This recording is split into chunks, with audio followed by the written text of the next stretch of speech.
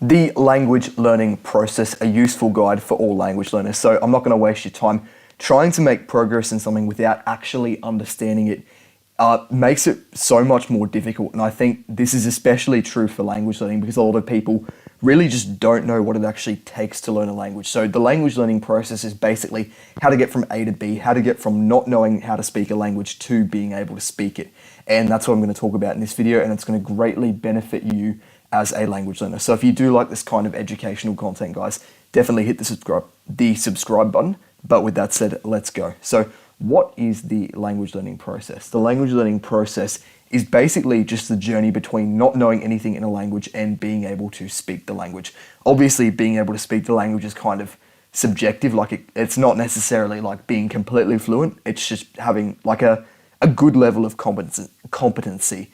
But the path between zero understanding and proficiency is fairly straightforward. So before I explain this, the reason this is important to understand is because a lot of people, you want to learn a language, obviously, but you don't actually understand how to learn a language. So me breaking this down is basically me explaining simply what you actually need to do to get from not understanding a language to being able to speak it. So the language learning process basically goes like this. You do these steps on a micro level through a variety of different topics within the language, and over time, you eventually become able to speak the language. So the topics within this kind of microsphere here are unknown knowledge. So you have a concept in a language you don't understand.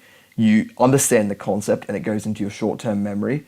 You forget the information, and then through repetition, you remember it. So let me give you an example for let's take the Italian word for strada, which means street or road, for example. So you would see a word you don't know, strada, you have no idea what it means, and then you learn that the translation of strada is street. So you would learn in your short-term memory that strada means street.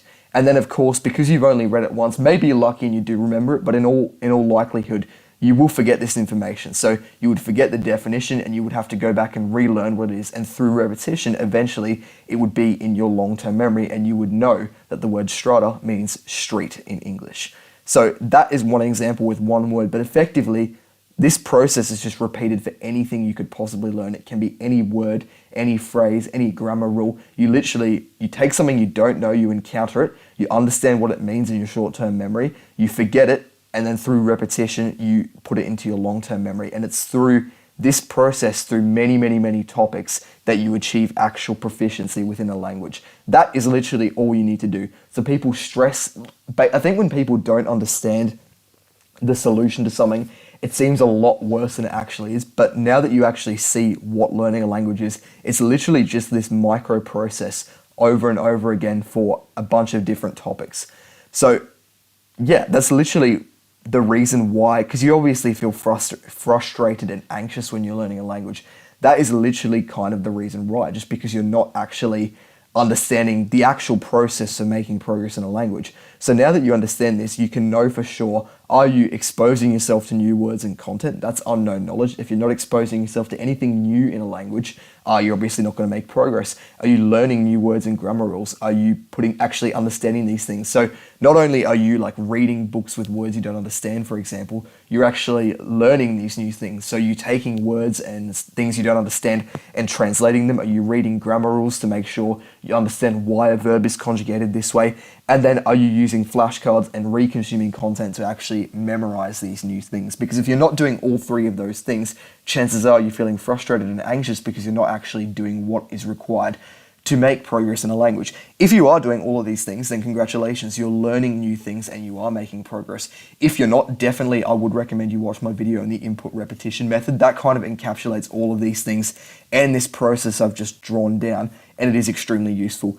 Even if you're doing all of these things, however, here are some tips to basically fuel your language gains. So as far as things you can implement, you should have structure, so some form of complete guide. I've already made a video on that and all of these things, so I'll have them all linked in the description if you want to read about them. Watch those videos and kind of improve yourself in all these areas afterwards. But basically, structure is like a website or a YouTube playlist with a bunch of topics in the language that you can just follow along as a beginner.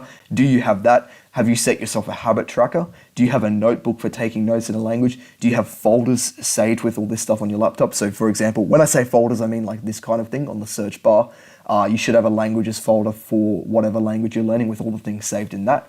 That's really important for keeping it organized. Do you have content you consume? For example, books can be ebooks if you want, YouTube, podcasts, anything like that. You should have something that you're listening to, even if it's easy in your level. Do you have digital flashcards? You can use like normal flashcards, but digital flashcards are better. You should have those saved into your language folder. I'd recommend Study Stack, but you can use whatever. And yeah, YouTuber kind of comes under content. But yeah, you should have some, like at least one YouTuber in your actual language you're learning that explains things. So I wouldn't count for that because I'm giving language learning advice. You want someone that actually teaches you stuff in that language and like makes vlogs and stuff about it. If you have all of these prerequisites, fantastic, that's great. But I doubt most of you do. So make sure you're doing all of these things. Guys, that is the video. Hit the subscribe button. It does make me feel better when I see the number of subscribers go up. But yeah, links in the description to all of these things that are useful, and have a good one.